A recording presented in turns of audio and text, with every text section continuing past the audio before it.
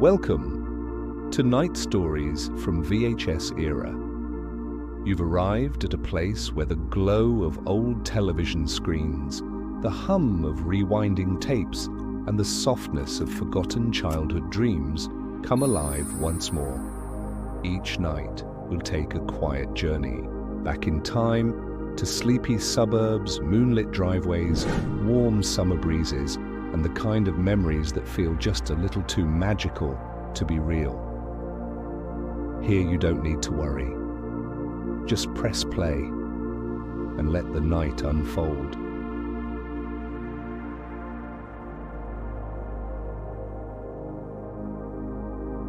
Before we begin tonight's story, let's take a moment to slow down. Close your eyes.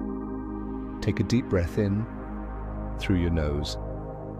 Hold it gently. And now, exhale slowly through your mouth. Let the day melt away with that breath. Again, breathe in deeply. Feel your shoulders soften. Now, release and let go of everything you don't need to carry right now.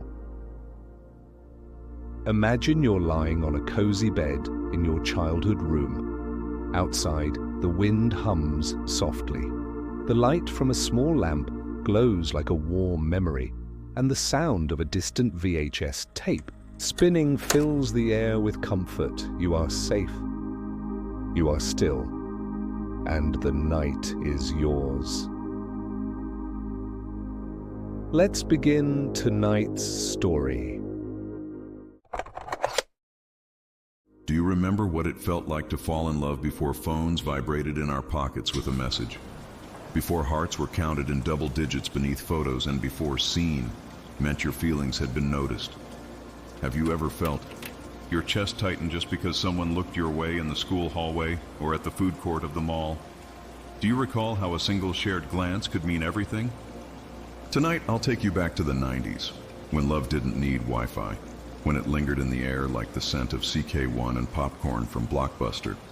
Stay with me until the end of this video, because by then, you'll remember, or discover, how it was to fall in love without messages, likes, or followers.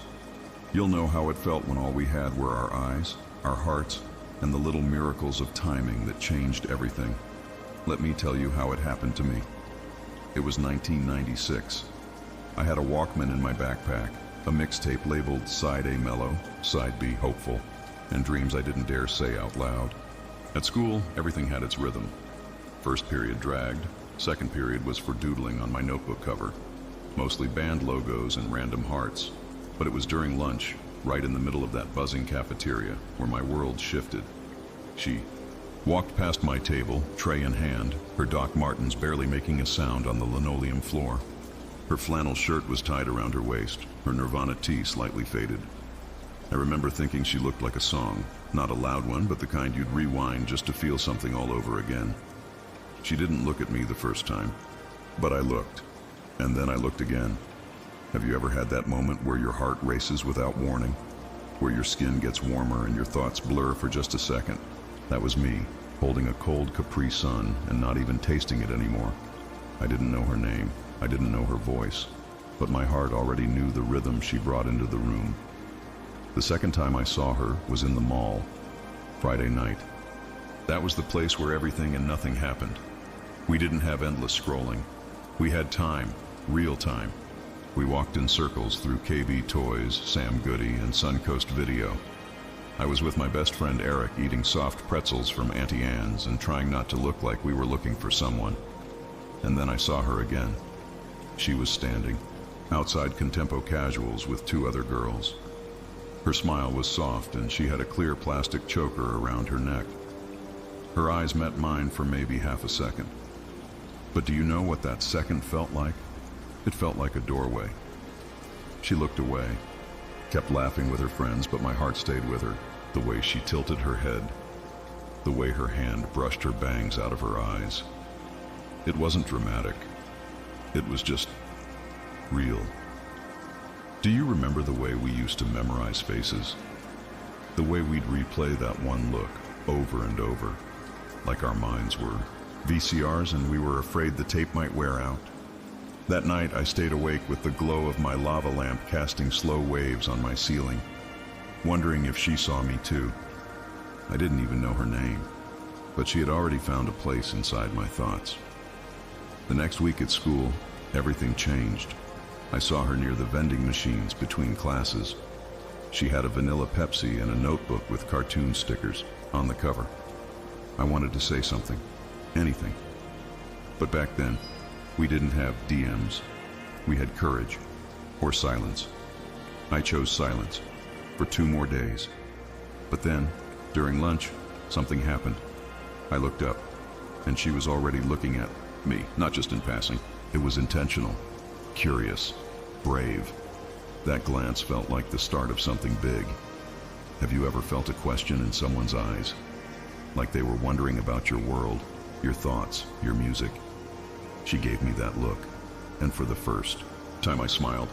Just a little, enough to say, I see you too. That day we didn't speak, but something invisible was growing. The mall that weekend was louder than usual. The smell of Cinnabon lingered in the air. I walked past the arcade, past Orange Julius, and then, there she was, alone this time, near the bookstore.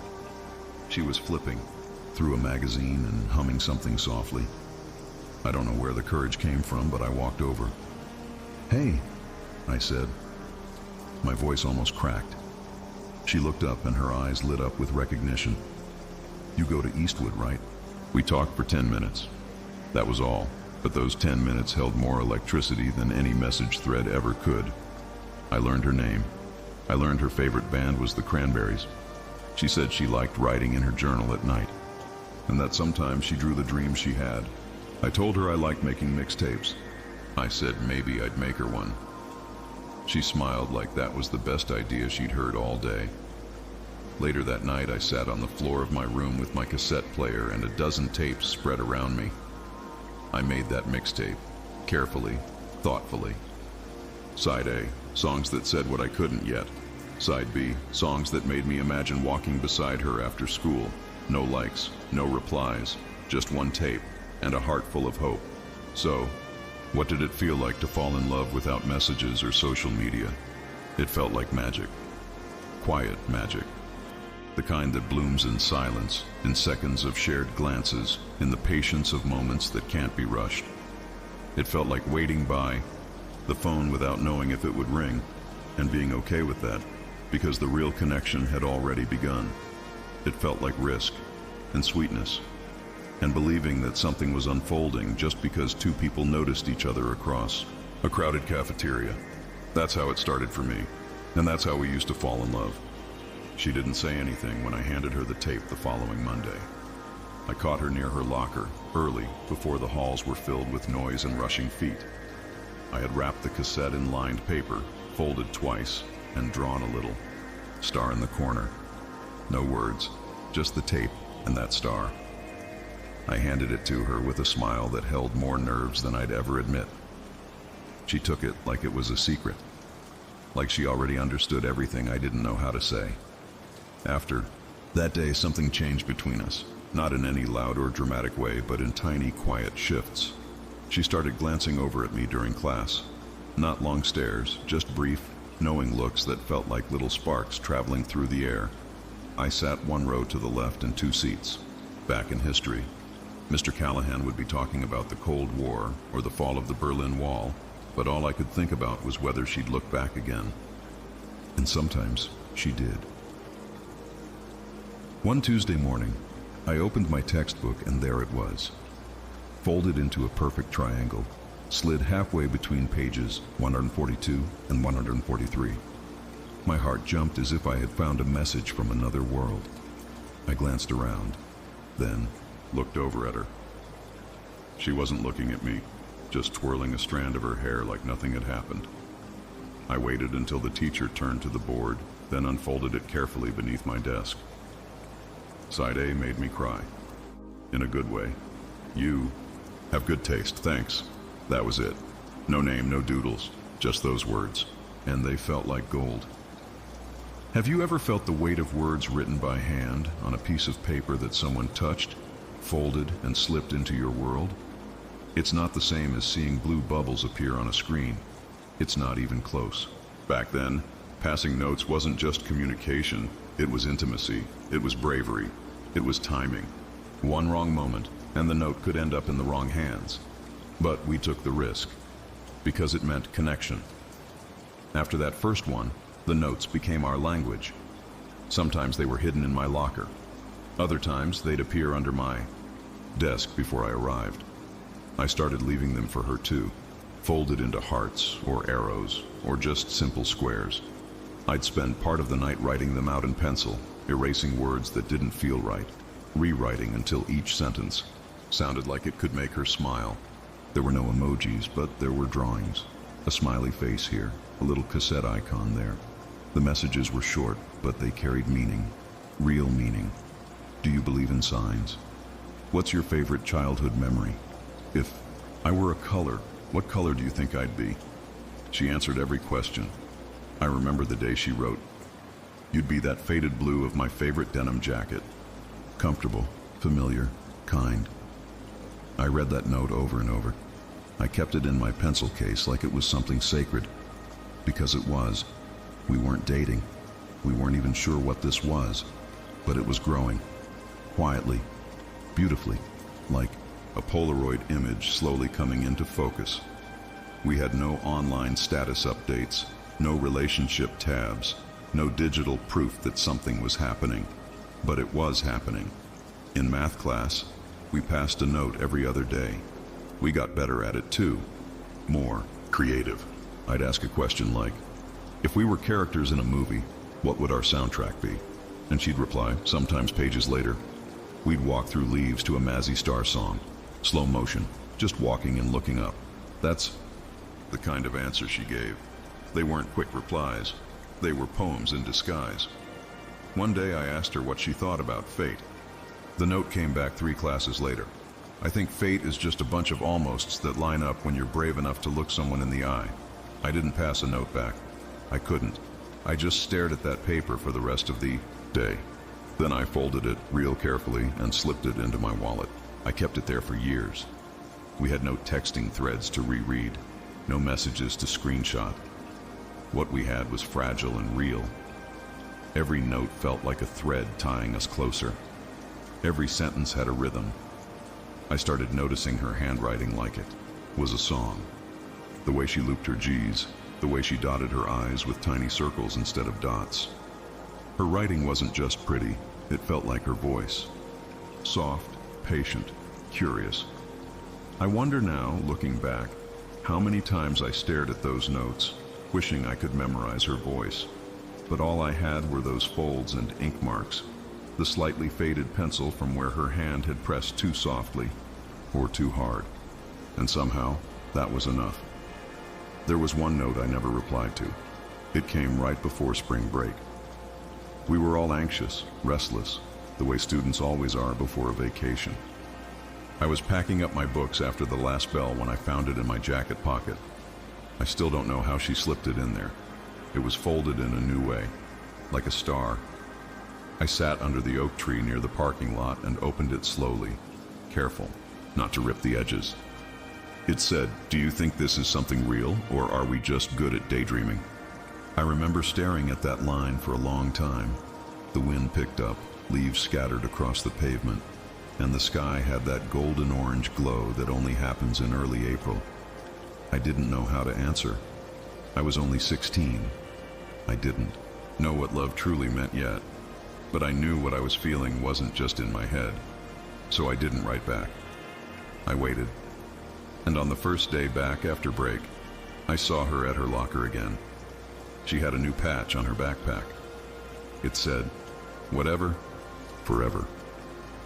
I walked up beside her, pulled out a folded note from my pocket, and handed it to her without a word. She looked at me and smiled. That smile, like she already knew what the note would say. Inside, I had written only one sentence. "I think we're really good at daydreaming something that's starting to come true." She looked at me for a long moment, not like in the beginning, when it was nervous glances and half smiles. This time, it was real, bold. Her eyes didn't ask anything anymore. They understood. She folded the note again, tucked it into the back pocket of her jeans, and nodded. That was enough. In the age of notes, we didn't need 24/7 conversations. We didn't need typing dots or read receipts. We had moments, thoughtful ones, and each note was a little confession, a tiny window into a heart still learning how to open up. Have you ever saved a note for years, tucked between the pages of an old book or inside a forgotten drawer? I still have hers, because in those folded pieces of paper lived a part of me that only existed in the quiet inked whispers of 1996. Spring bled into summer faster than I expected. The heat came like it always did, slowly at first, then all at once, filling the hallways with that sticky feeling of freedom and fear. School was winding down. Final projects, signed yearbooks, stacks of used notebooks. There was a strange electricity in the air, the kind you feel when something is about to end but you don't want it to. We weren't passing as many notes anymore, not because we were growing distant, but because there wasn't much class time left, and we both knew the final bell was coming soon. That meant long weeks without seeing each other every day, no lunch period glances, no secret meetings in the library, no cassette swaps or history class side-eye, just summer, long and uncertain. We had never made plans outside of school. Not really. We had stayed in that bubble, and now it was about to burst. I remember the last day of school more clearly than the first. She hugged me goodbye, a real hug, the kind where her hand stayed on my back for just 1 second longer than a friend's would. She said, "I'll call you," and smiled. But the thing is, back then, saying "I'll call you" didn't come with the safety net of a cell phone or the certainty of a follow-up text. It was a real promise, a fragile one that depended on so many invisible things: timing, nerve, parental rules, the stars aligning. At home, the landline sat in the corner of the kitchen like a sleeping beast. Ours was beige, cord stretched out like a lazy tail, always tangled no matter how careful you were. It hung on the wall, next to the calendar where Mom circled her work shifts in red ink and left post-it notes like, "Defrost chicken," or "Call Grandma." That summer, I started sitting near the phone more often. I'd pretend to read. Sometimes I really did, but mostly I was just listening, waiting, hoping. The thing about a landline is that every ring feels like possibility. It could be her. It could be no one. It could be a wrong number, or your aunt, or the bank. But every time it rang, my heart leapt like it knew her voice was coming through. And every time it wasn't her, something inside me slumped just a little more. I never called first. I wanted to. God, I wanted to. But I didn't know the rules. I didn't want to come off too eager. I didn't want to call during dinner, or while she was watching a movie with her family, or while she was out. I didn't want her dad to answer, or her mom. I imagined them picking up and asking who I was in a tone that made me feel 12 again. I imagined her not being home, or worse, not sounding excited when she heard my voice. So I waited. Every evening around 6, I'd make sure I was close to the kitchen. I'd help set the table, then linger with a book. I'd flinch at every ring. Sometimes I'd pick up too fast, trying to sound casual. Other times I'd let it ring once, twice, then answer slowly, pretending like I hadn't been sitting right next to it for 20 minutes. I became a professional at masking hope. One night, it happened. The phone rang. I picked up. I said, "Hello?" trying not to sound like I was out of breath. And then there was silence, just for a second. Then her voice. "Hey, it's me." That was all she said, but my whole chest filled with light. We talked for 3 hours that night, until my mom walked in and mouthed, "Wrap it up," pointing at the clock. I told her everything I'd been meaning to say since the last note. About the cassette she never returned, about the smell of the shampoo she used, about how quiet it felt without her in class. I told her I missed the way she'd draw little ghosts in the margins of her notebook. I told her summer already felt too long without her, and she laughed. Not a giggle, Not a polite smile, a real deep laugh, like I had said something truly honest. She said, "I missed you too." After that, the calls became more frequent. Not daily, but enough to keep the thread from unraveling. I started to know the sound of her voice better, the way it dipped when she was tired, the way it got faster when she was excited.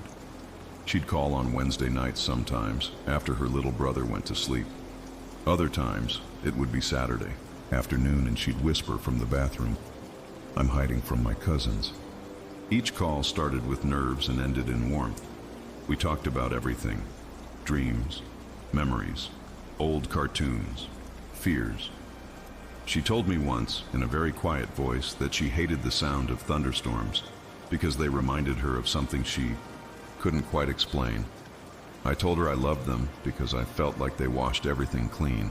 She was soft and brave and thoughtful in ways I hadn't seen in anyone before. She said she kept all my notes in a shoebox under her bed. I told her I had read her last one at least 100 times. Some nights I'd hang up and stare at the wall, grinning like a fool. Not because anything dramatic had happened, but because she called, because we talked, because her voice had been in my ear and it made everything feel less far away. That's what a landline did. It didn't allow distractions, no scrolling, no half attention, just the voice, just the moment. I began to associate the sound of the phone with hope. Every ring carried the weight of maybe, and maybe meant everything, but not every call went perfectly. One night I called her. I had rehearsed what I wanted to say. I had waited until exactly 7:12 p.m. because I thought it sounded like a soft number, not too early, not too late. Her dad answered. His voice was deep, firm, not unkind, but very not her. I asked if she was home. He said she was out with friends, and that he'd let her know I called. I thanked him, hung up, and sat in silence. For the first time in weeks, I felt uncertain. Like maybe what we were building was too fragile. Maybe real life, the world outside of notes and tapes and kitchen calls, was going to catch up. Maybe I was just another voice on the line. The next day, the phone rang at noon. It was her. "I'm sorry," she said immediately. "I didn't know you called. I was at a movie. My dad forgot to tell me." We both laughed, because that was what life was like back then. You could miss something important just because someone forgot to pass the message. There were no voicemails we could check ourselves, no missed call logs. You had to rely on people, on memory, on moments. That summer taught me patience.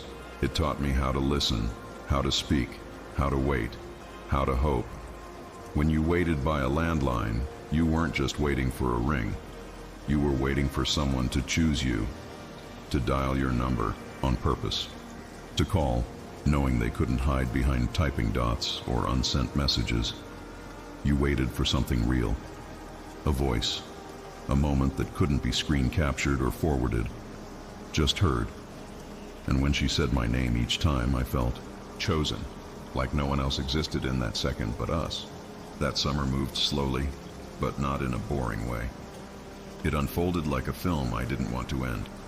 Sun-bleached, filled with ordinary days that somehow felt extraordinary because of her. The phone calls continued, sporadic and precious. We learned to recognize each other's silences. We told stories that drifted between truth and teenage imagination. But after a while, talking wasn't enough. We wanted to meet, in person. Somewhere that wasn't school, somewhere that belonged to us and only us. We didn't text to confirm or send last-minute updates. We couldn't. Once we agreed, that was it. A spoken time, a named place, set in stone. There was no backup plan if someone ran late. There was only trust, faith and follow-through. And that faith made everything more thrilling, like jumping from a ledge without knowing exactly how deep the water was. You had to believe the other person would be there when you landed. We chose the park near the edge of town, the one with the cracked tennis courts and the duck pond that always smelled a little off. It wasn't beautiful, but it was ours. It had a low stone wall where kids carved initials and left broken lighters. It had a soda machine that rarely worked. It had trees with peeling bark and patches of shade that felt like secret corners of the universe. We agreed on Saturday, 2 o'clock. No backup plan. Just that. That whole morning, I was useless. I kept checking the clock even though it barely moved. I changed my shirt 3 times. I almost called her, but I didn't want to seem unsure. Or worse, desperate.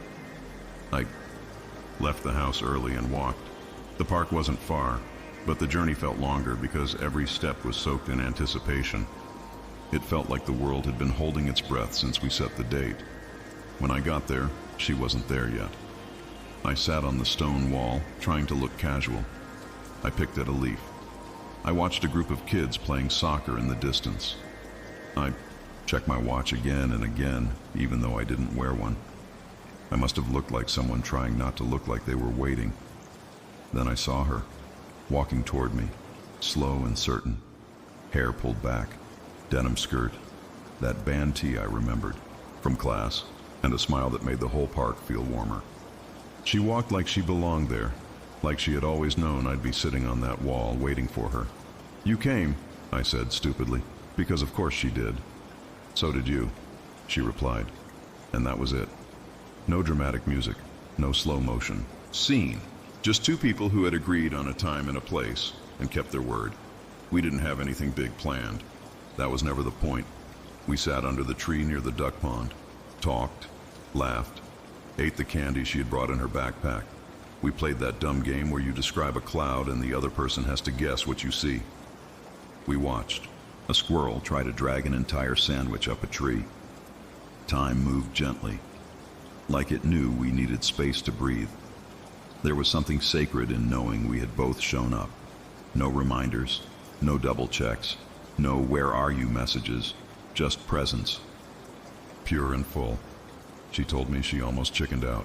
I kept thinking, what if you're not there? She said, tossing a pebble toward the pond. And I thought the same, I admitted. But you were, she said, and so were you. I smiled. That first meeting changed everything. It made our connection real in a way phone calls never could. Her voice had a face now. Her laugh had sunlight on it. The air around her smelled like strawberry gum and pine needles. I noticed the way she scrunched her nose when she laughed, the way she fidgeted with her sleeves when she was nervous. I learned how her eyes darted sideways when she was making something up. After that day, we started planning more meetings, always with the same level of care, always without follow-ups, always with that quiet excitement that came from trusting someone completely. We met at the public library once, where we sat in the back and pretended to study but mostly whispered about books and people walking by. Another time, we met outside the old movie theater, the one that still had sticky floors and a broken arcade machine. We didn't even go in. We just stood outside, drinking sodas and talking until the sky turned violet. Sometimes we brought little gifts, a burned CD, a weird keychain, a folded comic strip we thought the other would find funny. Each item was a message, a reminder. I thought of you. I brought this. You matter. Meeting someone on purpose, in the real world, without screens or reminders, made every second feel deliberate, intimate. There was no background noise of digital life, no buzzing phones, no distractions, just us, present, breathing the same air. I remember once, it started to rain. We had planned to meet near the old train tracks just outside town. There was a rusted bench and a graffiti-covered wall we liked to sit near. The sky was gray when I left the house, but I didn't bring an umbrella. Something about carrying one felt like admitting doubt. When I got there, she was already waiting, hair damp, hoodie zipped up. She smiled like the rain didn't matter. And it didn't. We sat there anyway, rain soaking our sleeves, and talked about the weird dreams we had the night before. She leaned against my shoulder, and I felt her warmth through the damp fabric. That was the first time I realized how rare this was. How many people in the world say, "Let's meet," and don't. How many promises drift into digital dust, lost in unread messages and forgotten texts. But not us. Not then. We made plans. And we showed up every time. Because when you care enough to meet someone at a specific time and place, without backup, without reminders, without exit strategies, you're telling them something louder than words ever could. You're saying, I'm here. I choose this.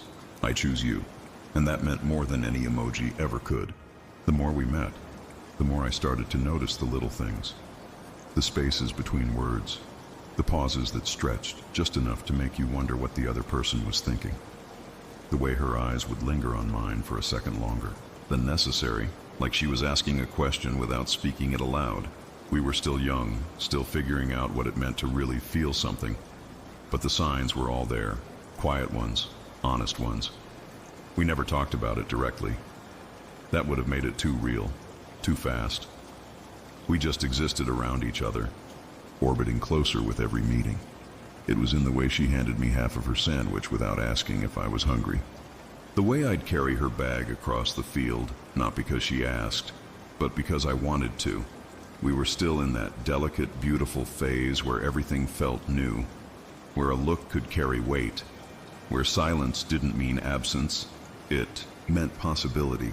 And then came the moment, the kind of moment you don't plan for, the kind that just happens, the kind that leaves something behind even when it's over.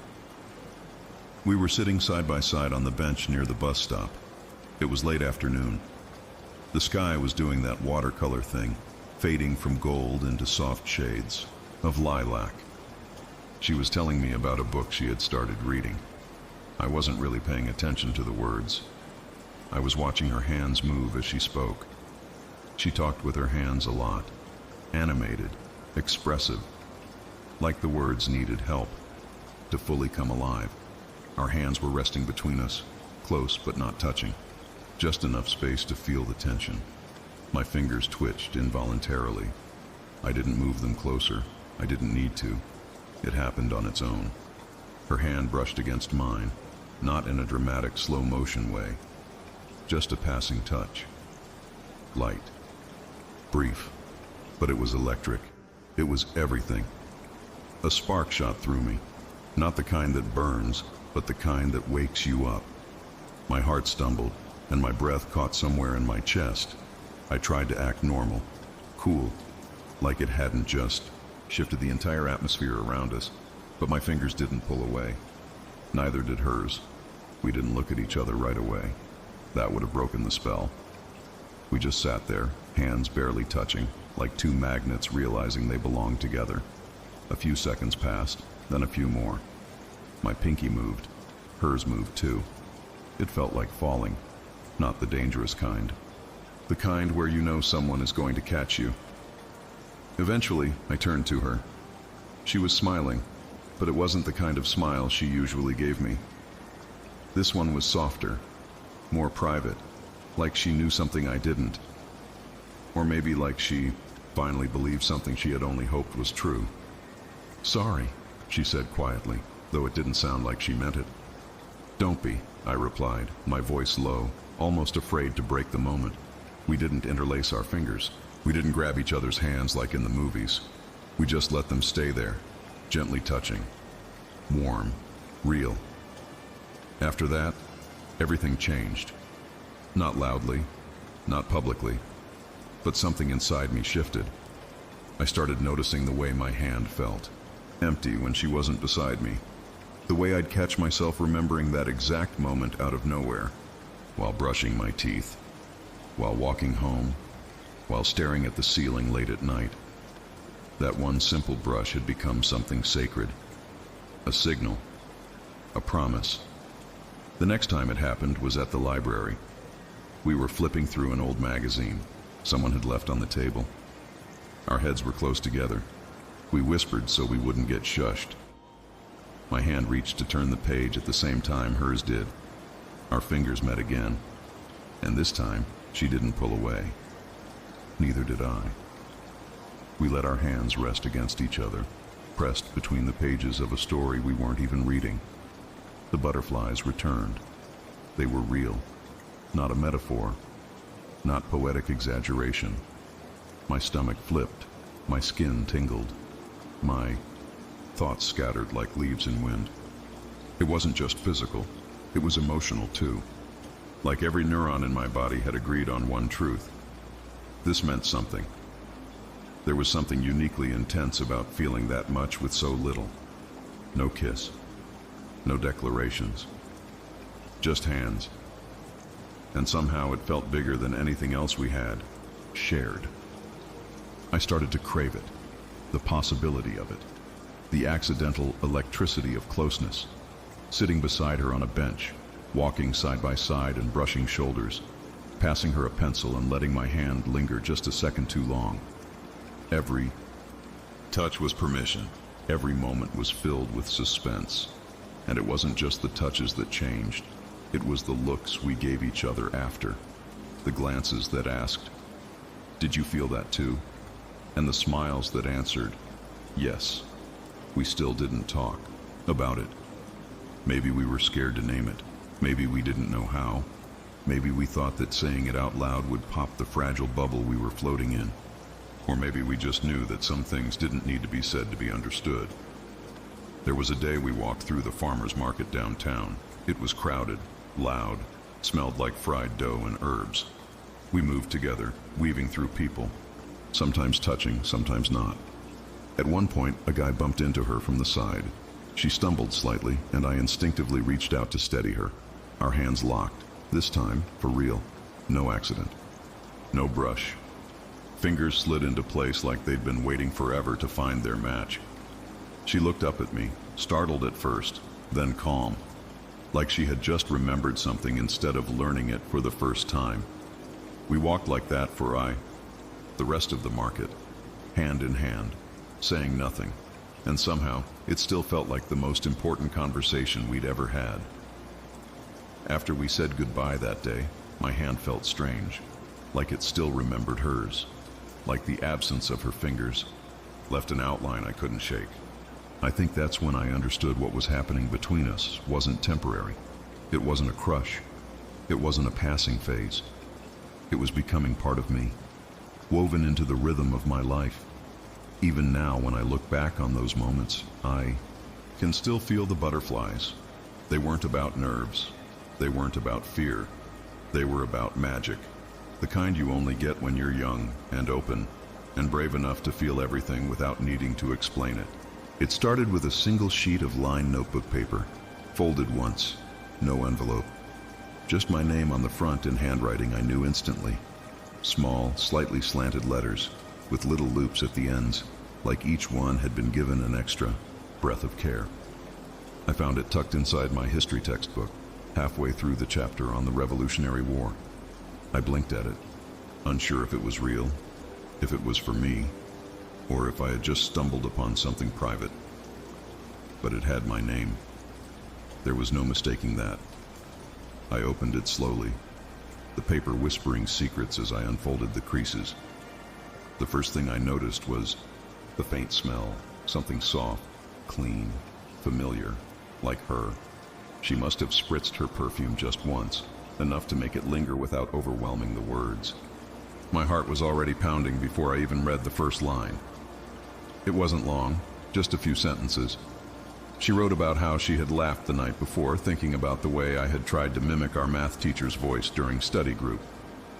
How she still hadn't fully recovered from the hiccups I caused. How she had thought about texting me, but decided this felt better, felt more real. Her last sentence stayed with me.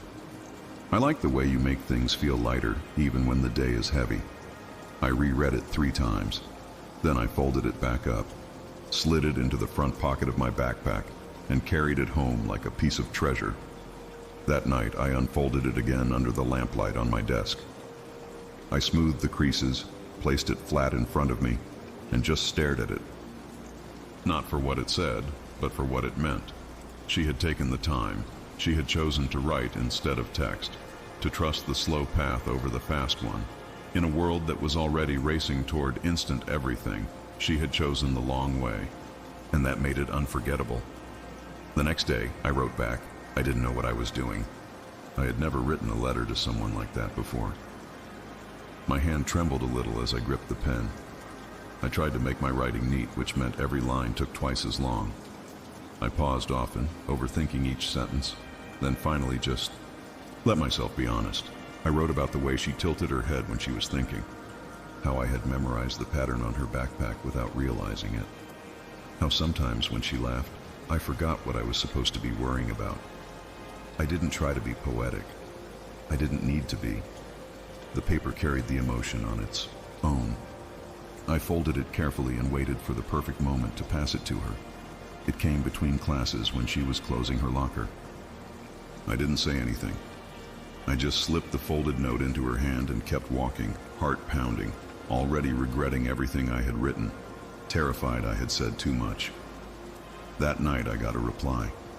This time it was on pink stationery with tiny white stars along the border. Her handwriting was bigger this time, like she had let herself relax. She added little arrows when she ran out of space, pointing me to the back of the page. She teased me about being too observant, accused me of being a closet poet, then thanked me for not texting. "This feels like we're building something secret," she wrote. "Something just for us." And it was. It absolutely was. We kept writing, not every day, not even on a schedule, just when we felt like we had something that couldn't be said any other way, something too delicate for spoken words or clunky keyboards. We hid the notes in books, in pencil cases, in the inside pocket of a jacket hanging on the back of a chair.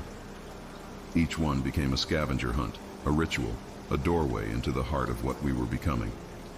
Some were funny, little lists of top 5 things that made me laugh today, or silly sketches of teachers and their ridiculous catchphrases. Others were heavier, like the one she gave me after her parents had a fight the night before and she couldn't sleep, or the one I wrote her after failing a test I had actually studied for, admitting how ashamed I felt, even though no one else seemed to care. In every note, there was vulnerability. Not always in what we said, but in the act of writing it down. We were trusting each other with our handwriting, our secrets, our time. One afternoon, while waiting for the bus, she handed me a letter that was thicker than usual. Several pages, neatly folded, sealed with a tiny sticker shaped like a cloud. I waited until I got home to open it. She had written about her dreams, her real ones. Not the career ones adults always asked about, but the quiet ones. The ones that made her chest ache when she thought no one would understand. She wrote about wanting to move to a quiet place someday. Maybe a small town where everyone still knew each other's names, where people wrote postcards and waved from porches. "I don't know if I'll ever get there," she wrote, "but when I picture it, you're there too." I read that line again and again. Then I read it out loud, just to hear what it sounded like in the air. That letter stayed under my pillow for weeks. When I think of those days now, I think of paper, of ink smudges and folded corners, of hearts revealed in uneven margins, of words that weren't filtered or auto-corrected, just poured out. Human, honest. We didn't keep all the letters. Some were lost, some got wet, some were tucked into library books and probably never found again. But the ones that mattered most stayed with me, in boxes and drawers, and later, in memories. There's something sacred about a handwritten letter, something irreplaceable, the effort, the imperfection, the time. And maybe that's why those notes still matter to me now. Not just because of what they said, but because someone chose to write them, by hand, slowly, on purpose, with care. In a world already speeding past itself, those letters were proof that some things are worth slowing down for.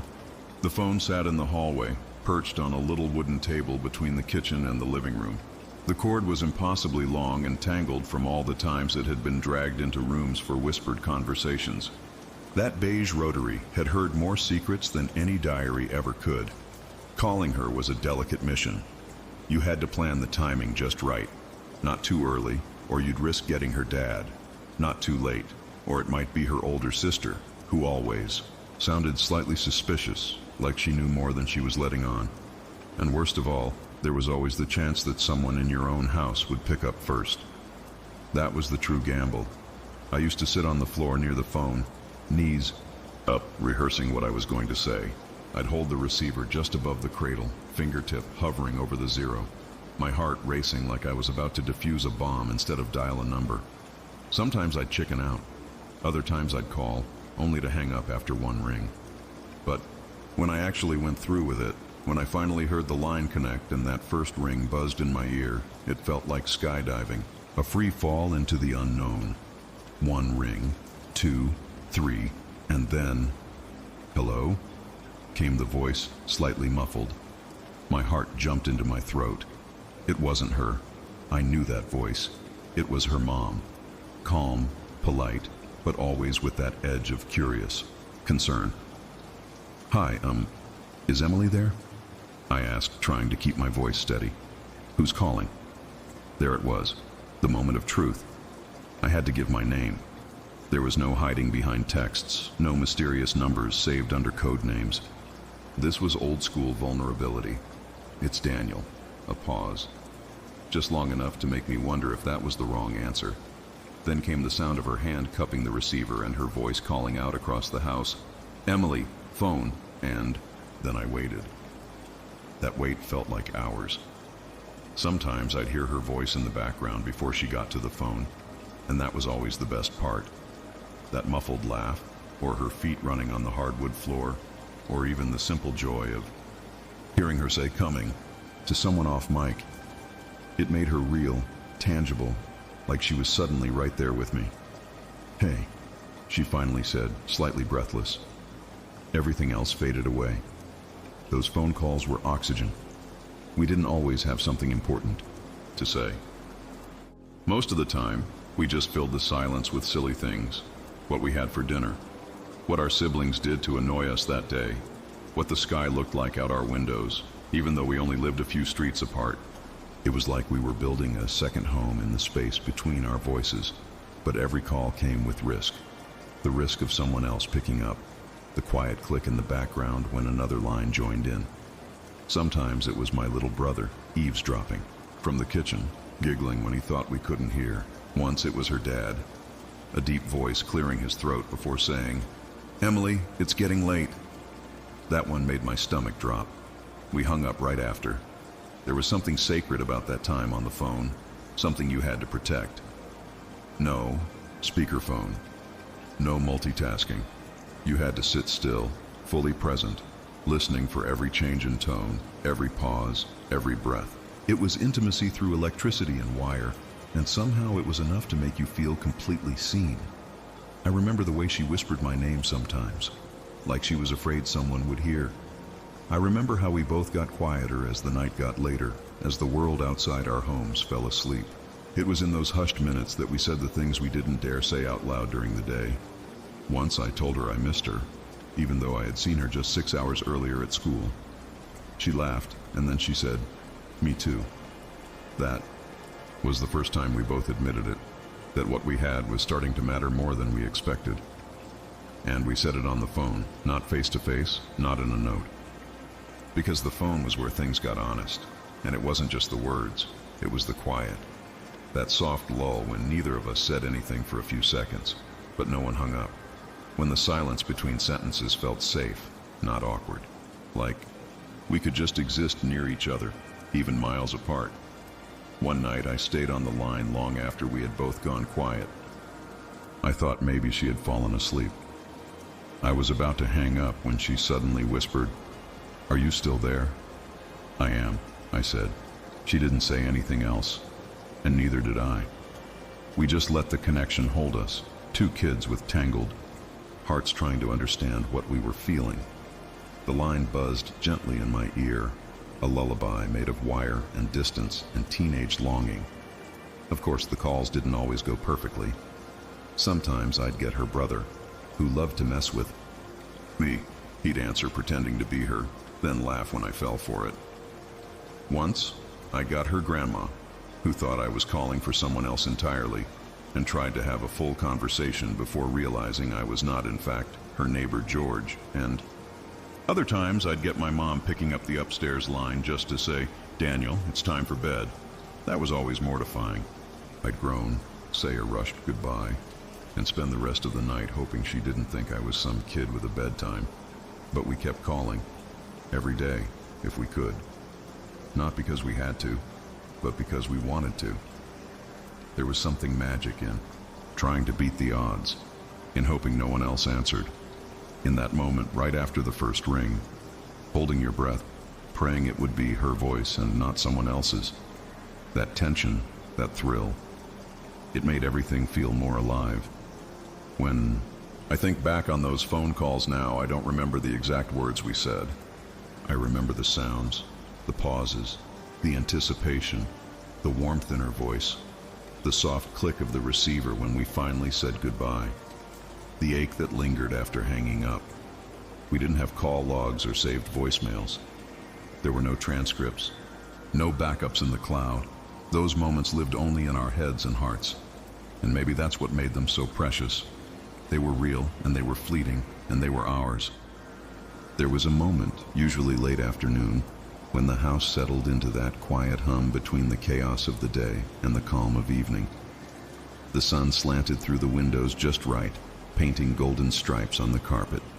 That was when I waited for it, the ring, and more than that, the name. Caller ID was still a relatively new thing in our world. That little screen next to the phone had become something sacred. It was a small box, no bigger than a deck of cards, and yet it carried the weight of every hope and possibility. Most times it read things like unknown caller or out of area. But once in a while, when I got really lucky, it said her name, and when it did, everything else stopped. I could be in the middle of doing dishes or halfway through homework. But the second those familiar letters appeared, a rush of warmth spread through my chest. It wasn't just relief. It was excitement, validation, and something that felt a lot like joy all at once. Her name glowing on that little green screen was enough to shift the atmosphere of the entire day. It wasn't even about what we were going to talk about. Sometimes she called just to say hi. Sometimes she didn't have anything new to say at all. But seeing that she thought of me, that she chose to pick up the phone and dial those numbers, it made everything feel less ordinary. Even the worst kind of day got rewritten the moment she called. There was a certain power in that kind of simplicity. No special effects, no grand declarations. Just her name, 5 letters, blinking softly. It felt like a message meant only for me, like a quiet reminder that I mattered to someone beyond the walls of my own house. And I didn't just smile. I lit up. It was a smile I couldn't hide, even if I tried. My mom used to tease me about it. "Let me guess," she'd say from across the room, pretending not to notice how fast I rushed to answer. "Emily?" I'd shrug, trying to be casual, but it was pointless. Everyone could see it. She had that kind of effect on me. The phone would ring, I'd glance at the screen, and the rest of the day would rearrange itself in my favor. The math test I bombed earlier suddenly didn't matter so much. The argument with my brother over the last slice of pizza, forgotten. The awkward thing I said in gym class that replayed in my head on a loop, silenced. All of it melted away, replaced by the thrill of connection. I think that's what made it so profound. That something so small, a name on a screen, could have that much power. It was like the universe had chosen that exact moment to remind me that I was seen, not just noticed, but remembered. Chosen. And that changed everything. Sometimes I'd let it ring an extra second or two just to look at her name a little longer. I'd watch it flash, hold my breath, and then pick up the receiver with a smile, already forming before I even heard her voice. That smile stayed with me long after we hung up. It clung to the rest of the evening, followed me to bed, and woke up with me the next morning. Even at school, the next day felt different. There was this quiet confidence I carried around, a lightness in my steps, like I was walking in sunlight, even when it rained. People would ask why I was smiling, and I'd shrug, pretending not to know. But deep down, I was still holding on to the echo of that one moment. That screen lighting up, her name right there, proof that something special was unfolding. It wasn't just about the call. It was about the thought behind it. The idea that, out of all the things she could be doing, she picked up the phone and dialed my number. That she knew exactly what those digits led to. That she wanted to hear my voice, even if only for a few minutes. It made me feel important in a way that nothing else did at that time in my life, and it wasn't only me. She told me once that she smiled when she saw my name too. She confessed it in a letter later on, folded neatly into a notebook page, tucked between scribbled notes and random song lyrics. "Whenever I see your name on the screen," she wrote, "it feels like the world is trying to be kind again." That line stayed with me. It reminded me that this wasn't one-sided, that what we had was quietly mutual. She smiled when I called, just like I did. And somehow, even though we were just two teenagers navigating the strange space between friendship and something deeper, we were creating our own language, our own rituals, our own version of forever. Back then, we didn't have instant messages or typing indicators or online statuses. All we had was that name on the screen. And yet, it was enough. More than enough, actually. It was everything. It was anticipation. It was adrenaline. It was affection, without needing to be named. That name on the screen said things we didn't have the courage to say out loud. It said, "I care." It said, "I'm here." It said, "I thought of you today, and that matters." And it still matters. Even now, all these years later, I can close my eyes and remember what that screen looked like. I can hear the sound of the ring, feel the rush of hope as I race to answer. I can remember the way the whole room felt lighter, like the sun had stepped inside for a visit. There's a part of me that still reacts that way when I see her name. Not on a caller ID anymore, but in a message, an email, a photo tag. Even if everything else has changed, that instinct remains. That smile, that lift in my chest, that momentary pause when the world seems just a little softer. Because once upon a time, that name meant everything. And some things, no matter how much the world evolves, never really lose their magic. There was something almost sacred about the moments we spent holding those little disposable cameras, the kind you found tucked behind the checkout at the corner store or at the mall. They were simple, cheap, and completely analog. But for us, they were magic. Holding one was like holding a time capsule in your hand, a promise that a fleeting moment could be captured, preserved, and relived later. We didn't take pictures every day, not like we do now with phones that snap hundreds at a time. No, with those cameras, every shot mattered. There was a quiet reverence in the way we framed each picture, as if we were aware that these few clicks might be all we had to remember those times when we were young, and the world was still opening itself up before us. Do you remember the anticipation of waiting for film to be developed? That gap between pressing the shutter and actually seeing the photo felt like a lesson in patience, something we weren't quite used to but learned to appreciate. We had no idea if the picture had turned out right until we picked up the envelopes from the local drugstore or photo lab. And oh, the excitement when we finally peeled back that glossy paper to see what had been captured. Sometimes the photos were perfect. The sun shining just so, our smiles caught in that awkward, honest way only teenagers can smile. Eyes a little squinty from the light or caught mid-laugh. Other times, the images were blurry or dark, the edges cut off, or just a black frame where the camera had clicked without the lens opening properly. We never minded. Even those imperfect shots were precious because they told a story, even if it was a story of a moment missed or a memory hazy at best. The very act of taking the pictures together was a shared ritual. We would pass the camera back and forth, taking turns pointing and clicking, laughing at the ridiculous poses we tried to make. I remember one afternoon at the park, sunlight filtering through the trees, when we tried to capture the perfect photo with a silly hat one of us had found. We barely managed to keep straight faces, the shutter catching us mid-giggle and our hands brushing accidentally as we passed the camera between us. Have you ever noticed how something as simple as an accidental touch can make a moment feel electric? In those times, with the camera in hand, every brush of skin or shared smile was amplified.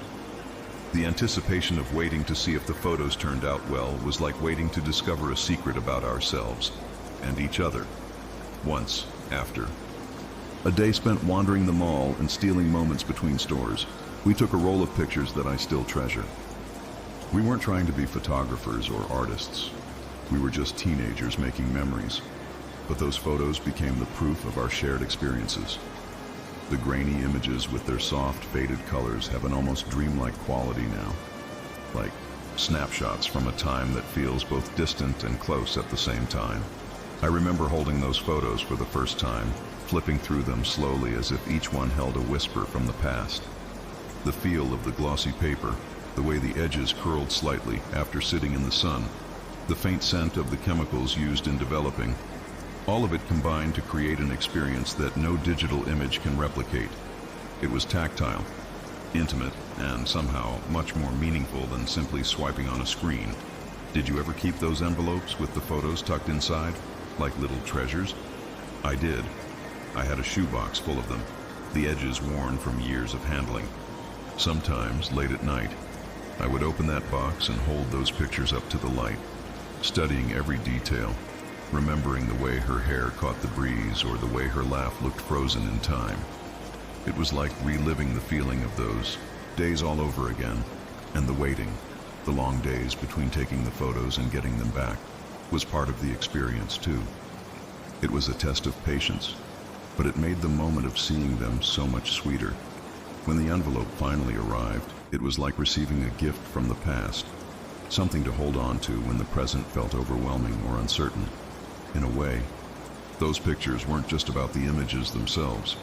They were a symbol of hope, of connection, of something tangible in a world that often felt too fast and too intangible. Every frame was a reminder that we had shared a moment, that our stories had crossed paths in a way that mattered. Do you ever wonder what happened to those photos now? Some faded, some lost, some tucked away in drawers or albums. But the memories they hold remain vivid, alive in the quiet corners of my mind. I can still see the way the afternoon light caught her smile or the way the shadows danced behind us in those pictures. They are a window back to a time when love felt like a secret treasure, waiting to be uncovered one snapshot at a time. Even though everything is so different now, instant photos, selfies, social media, those disposable cameras taught me something valuable. They taught me to cherish the moment, to savor the wait, and to find joy in the anticipation of discovery.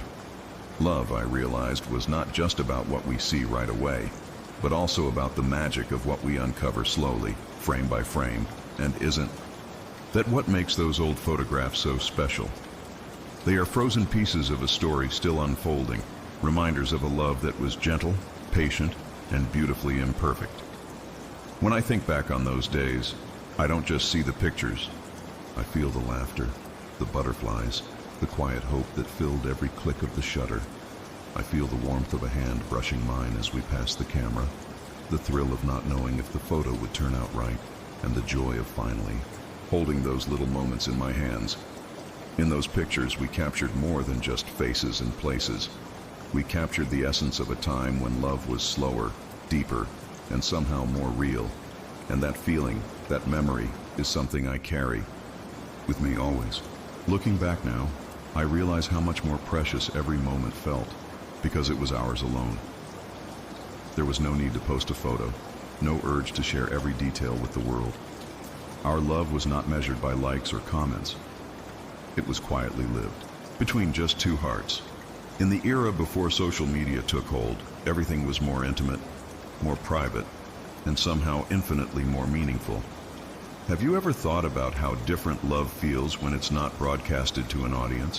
When there's no pressure to curate a perfect image or to present a flawless version of yourself, love becomes a tender secret. It exists in stolen glances, whispered conversations, and the gentle warmth of hands held in the dark. We didn't need a crowd to witness what we felt. It was enough just to know it between us. In the 90s, when there was no constant stream of updates or notifications, each shared moment was a gift wrapped in silence. We didn't rush to document it or compare it to someone else's story. Instead, we simply lived it. We experienced the thrill of a first kiss under the street lamp, the shy smile exchanged in the hallway at school, and the quiet comfort of just sitting side by side, feeling connected without saying a word. Did it ever cross your mind how the absence of social media made those moments last longer? There was no immediate replay or endless scrolling back through photos. Instead, memories lingered softly, like a favorite song playing in your mind whenever you needed it. Love was something you carried inside, not something you projected outward. That silence was a sanctuary. Without the distraction of screens, our conversations were deeper, our attentions fuller. When we spoke on the phone, it was for hours, filling the air with laughter and shared dreams. When we met, it was with the full presence of our minds and hearts. The connection felt real because it wasn't competing with the noise of the online world. I often wonder if the magic of those days came from their simplicity. Love wasn't filtered or staged. There were no hashtags or status updates to craft. We didn't need to impress an audience. We only needed to be honest with each other. And maybe that honesty is what made those feelings so strong, so unforgettable. Have you noticed how the absence of social media made jealousy and misunderstanding less common? Without the constant visibility into each other's lives, trust grew in the quiet spaces between meetings. We learned to rely on our intuition and on the words spoken face to face. Every promise made was felt deeply because it was never tested by 1,000 eyes. Our love was a private world, built carefully through moments that felt like treasures. Every note passed in class, every call waiting by the landline, every secret. Meeting at the mall was a chapter in a story that belonged only to us. There was no need for validation beyond the smile of the person across from you. Isn't it remarkable how something so simple can feel so profound? The joy of knowing that what we shared was unshared in the digital sense made it sacred. We didn't need to prove our feelings to anyone else because the only audience that mattered was there in the quiet between us. Even the memories themselves, now decades later, hold a special kind of power. They remind me that love doesn't have to be loud or public to be real.